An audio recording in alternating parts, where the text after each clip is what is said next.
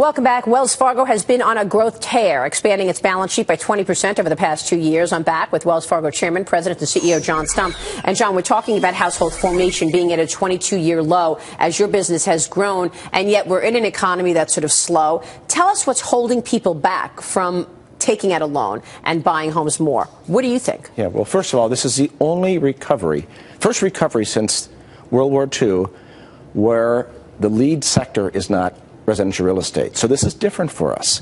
So you have to go back and say what happened in 2008 that would cause this recovery to be different than all the other ones. First of all, the asset class that blew up was housing. So people have long memories about losing homes. So that has made some people a bit skittish about owning. Student debt. In fact, student debt is now the second largest debt category for consumers. The largest would be housing, 10 trillion. The next, you'd think it'd be autos, or you think it might be credit card. It's not.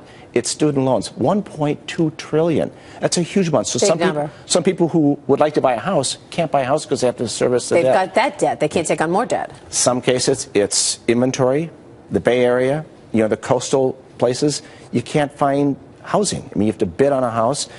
In some cases, it's lack of financing, and people would say, well, how much has changed? And I'd say, we're not doing the crazy stuff as an industry that we were doing in 2004, 5, 6, 7.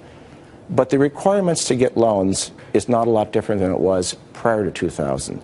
And we're working closely with Fannie and Freddie to make sure that we don't have extra requirements because we're unsure of how they're going to behave. And I think we're clearing up a lot of that. So I think it's a lot of little things. When you add them all together, it matters. It's a big thing. So what do you think happens in terms of the next couple of years? Where does the growth come from then? I do think it will be first-time home buyers who move up as values increase. They start to get equity, or they get back to break even on a home, so then they can trade up. So I think some of that will happen, but it's going to happen at probably a muted pace vis-a-vis other recoveries.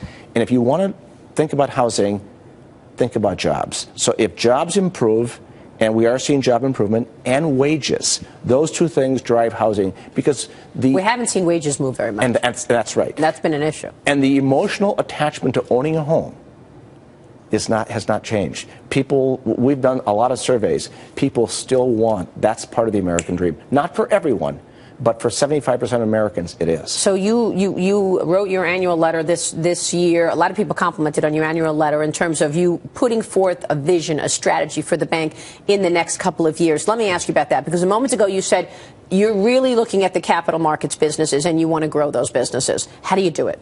Well, we want to grow all of our businesses. And within the capital markets, we think we do that the Wells Fargo way.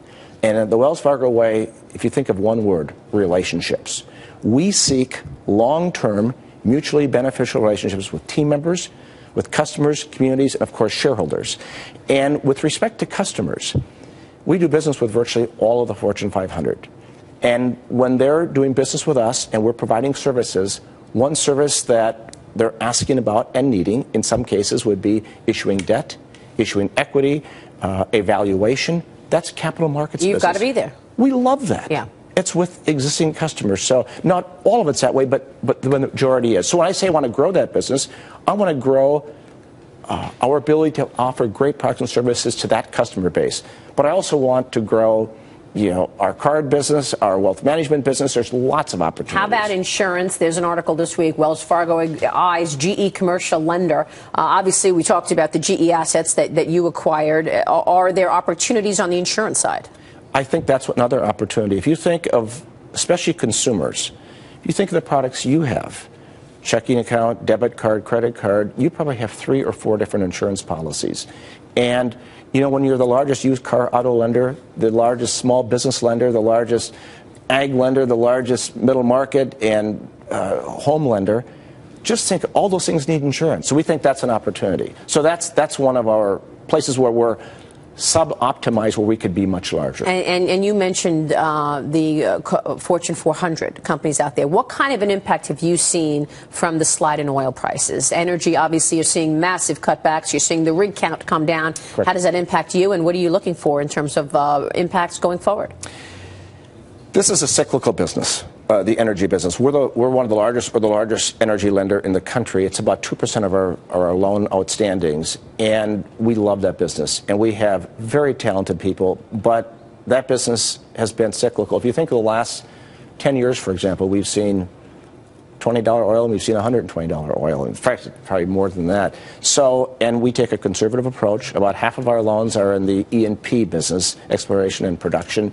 And ultimately, that business has to be priced at the incremental cost of producing the next barrel of oil over time. And producing this product is getting more expensive and more challenging as time goes on. So this will work its way out.